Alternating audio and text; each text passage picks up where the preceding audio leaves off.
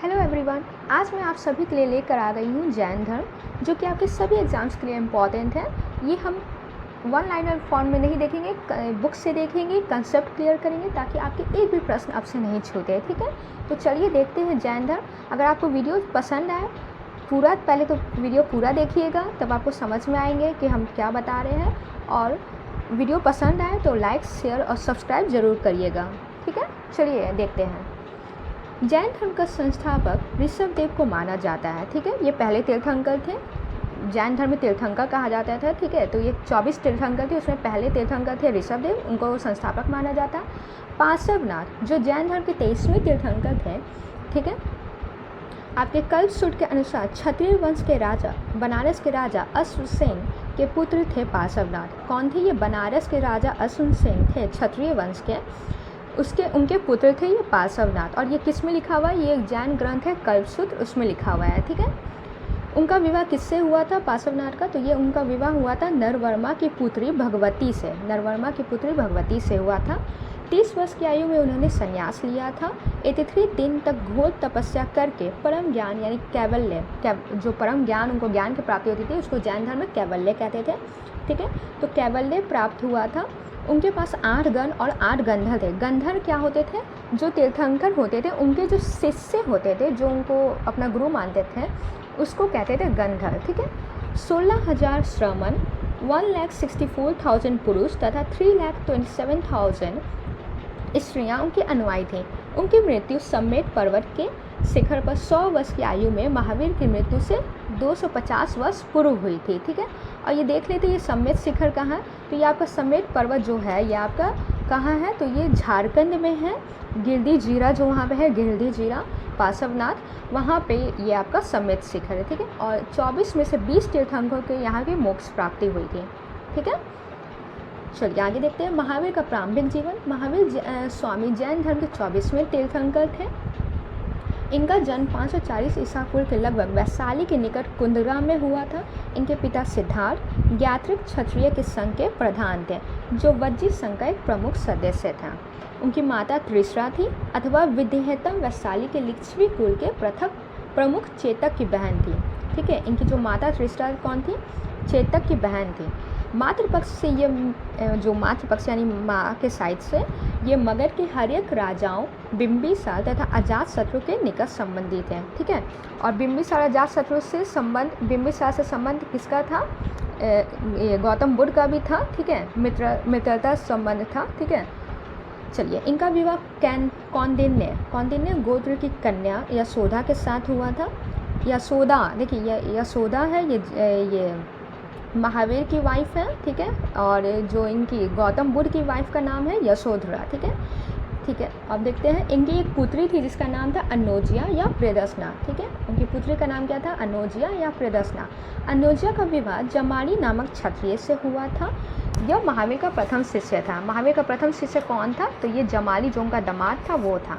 जमानी ने जैन धर्म में प्रथम विद्रोह कर बहुरत्ववाद नामक संप्रदाय स्थापित किया था। ठीक है, 30 वर्ष की अवस्था में वर्धमान, जो महावीर उनका वर्धमान नाम भी है। ठीक है, बड़े भाई नंदीवर्धन से आज्ञा लेकर गृह त्याग किए थे। प्रारंभ में उन्होंने वस्त्र धारण किया था। 13 मास पश्चात, 13 महीने बाद पूर्णतः वो नग्न रहने लगे थे। नालंदा में उनकी मुलाकात मखलीपुत्र गोसाण नामक सन्यासी से हुई थी, जो उनका शिष्य बन गया था। ये वही व्यक्ति था जिसने 6 वर्ष बाद महावीर का साथ छोड़कर आजीवक नामक नए संप्रदाय की स्थापना की थी। ठीक है, देखिए जो आजीवक नामक संप्रदाय हम लोग पढ़ते हैं हिस्ट्री में, ये आजीवक नामक संप्रदाय की वही ये कौन थे? जो जैन महावीर के शिष्य थे, मखलीपुत्र गोसाण, इन्होंने ही स्थापना की थी आजीवक नामक संप्रदाय की। ठीक है, 12 वर्ष की कठोर तपस्या के पश्चात झुम्बिक ग्राम के समीप रिजु पालिका नदी के तट पर एक साल वृक्ष के नीचे उन्हें ज्ञान यानी कैवल्य प्राप्त हुआ था। ज्ञान प्राप्ति के पश्चात उन्होंने अपने सिद्धांत के प्रचार हेतु भ्रमण प्रारंभ किया। चंपा, वैशाली, मिथिला, राजगृह, श्रावस्ती में विश्राम किया। 30 वर्ष तक अपने मठ का प्रचार करने के बाद 468 ईसा पूर्व लगभग 72 वर्ष की आयु में राजगृह के समीप पावा नामक स्थान पर उन्होंने अपना शरीर त्याग दिया था। कैसे? सुलेखन क्रिया से। ओके, चलिए आगे देखते हैं। महावीर के अन्य नाम, इसमें हमने वर्धमान अभी देख लिया। निगंठ नाथपुट, कैवलिन ज्ञान प्राप्त हुआ था इसलिए कैवलिन कहा जाता था। जिन यानी विजेता, ठीक है। इस तरह से देख लीजिए। यति गृहता त्याग के कारण, अहर श्रेष्ठम होने के कारण कहा गया, वितराग सांसारिकता से मुक्त होने के कारण कहा गया, ठीक है। आगे देखते हैं जैन दर्शन और सिद्धांत। महावीर ने आत्मवादियों तथा नास्तिकों को एकांतिक मतों को छोड़कर एक अन्य मार्ग अपनाया जिसे अनेकांतवाद तथा अथवा स्यादवाद कहते हैं, ठीक है। अनेकांतवाद को ही स्यादवाद कहते हैं। कई बार क्वेश्चन इससे पूछे जा चुके हैं अनेकांतवाद स्यादवाद से। इस मत के अनुसार किसी वस्तु के अनेक धर्म होते हैं। समस्त विश्व जीव तथा अजीव नामक दो नित्य एवं स्वतंत्र तत्वों से मिलकर बना है। जीव से तात्पर्य सार्वभौमिक आत्मा से ना होकर मनुष्य की व्यक्तिगत आत्मा से है। इनके मतानुसार आत्माएं अनेक होती हैं। चैतन्य आत्मा का स्वाभाविक गुण है। वे सृष्टि के कण कण में आत्मा का वास मानते हैं। जीव यानी आत्मा अपने शुद्ध रूप में चैतन्य एवं स्वयं प्रकाशमान है तथा वह अन्य वस्तुओं को भी प्रकाशित करते हैं। कर्म बंधन का कारण है। यहाँ कर्म को सूक्ष्म तथा भूतत्व के रूप में माना गया है। देखिए ये हमारे गीता में भी लिखा हुआ है कि श्री कृष्ण ने कहा है कि भगवान श्री कृष्ण ने कहा है कि कर्म बंधन का कारण है, ठीक है। चलिए देखते हैं। जो जीव में प्रवेश कर उसे नीचे संसार की ओर खींच लाता है। यहाँ कर्म को सूक्ष्म तत्व भूतत्व के रूप में माना गया जो जीव में प्रवेश कर उसे नीचे संसार की ओर खींच लाता है। जैन मत में भी अज्ञान को बंधन का कारण माना गया।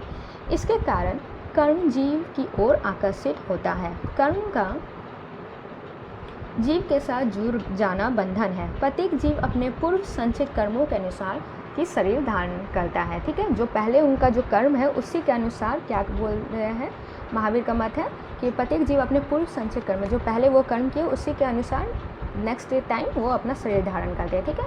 त्रिरत्न पूर्व जन्म के कर्म फल को समाप्त करने एवं वर्तमान जन्म के कर्म फल से बचने हेतु महावीर ने त्रिरत्न का सिद्धांत दिया। अब त्रिरत्न क्या क्या है इसमें, तो सम्यक ज्ञान है। जैन धर्म के सिद्धांतों का ज्ञान ही सम्यक ज्ञान है। सम्यक ज्ञान के प्रकार देख लीजिए। मति, श्रुति, अवधि, मन, प्राय, कैवल्य, ठीक है। जैसे इसमें है इंद्रियों द्वारा प्राप्त सामान्य ज्ञान मति कहलाती थी। श्रुति यानी श्रवण द्वारा, अवधि यानी श्रेष्ठ तथा दिव्य ज्ञान, मन प्राय दूसरों को मन मस्तिष्क के बाद जान लेने वाला ज्ञान, ठीक है। मन प्राय मतलब दूसरों के मन में क्या चल रहा है वो बात ज्ञान कर लेने वाला को कहते हैं मन प्राय। कैवल्य निग्रंथ एवं जिनेन्द्रियों को प्राप्त होने वाला ज्ञान, ठीक है। सेकंड त्रिरत्न में क्या है, सम्यक दर्शन। जैन तीर्थंकरों को उपदेशों में दृढ़ विश्वास ही सम्यक दर्शन है। थर्ड है सम्यक चरित्र। प्राप्त ज्ञान को कार्य रूप में परिणित करना ही सम्यक चरित्र है। इसके अंतर्गत भिक्षुओं के लिए 5 महाव्रत तथा गृहस्थों के लिए 5 अनुव्रत बताए गए हैं, ठीक है। इसमें क्या किया गया है, सम्यक चरित्र में 5 महाव्रत भिक्षुओं के लिए और गृहस्थों के लिए 5 अनुव्रत बताए गए हैं, ओके। ये देख लेते हैं। एक क्वेश्चन है, जैन सिद्धांत के अनुरूप कथन सही कथन बताना है। तो देखिए, कर्म को विनिष्ट करने का सुनिश्चित मार्ग तपश्चर्या है। प्रत्येक वस्तु में चाहे वह सूक्ष्मतम कण हो आत्मा होती है। जैन धर्म क्या मानते थे, छोटे से छोटे कीड़े में भी जीव है तो उन्हें हानि ना पहुंचाया जाए, ठीक है। इसका ध्यान रखते थे। कर्म आत्मा के बंधन का कारण है और इसके अंत अवश्य करना चाहिए, ठीक है। ये आपका यूपीएससी 2013 में पूछा गया प्रश्न है, ओके। 1, 2, 3 तीनों कथन सही है। चलिए आगे देखते हैं। पंचव्रत। पार्श्वनाथ ने अपने शिष्यों को 4 महाव्रत प्रारंभ करने की सलाह दी थी, लेकिन महावीर ने इसमें 5वां व्रत ब्रह्मचर्य जोड़ा, ठीक है। 5 पंचव्रत देख लेते कौन कौन सा है। तो सत्य, सदैव सत्य बोलना है। अहिंसा, हिंसा न करना। असत्य यानी चोरी न करना। सत्य, देखिए सत्य सदैव सत्य बोलना और यहाँ पे अ लगा हुआ है। असत्य यानी चोरी नहीं करना। अप्रिग्रह यानी सांसारिक वस्तुओं का संग्रह नहीं करना। ब्रह्मचर्य यानी वासनाओं का त्याग करना, ओके।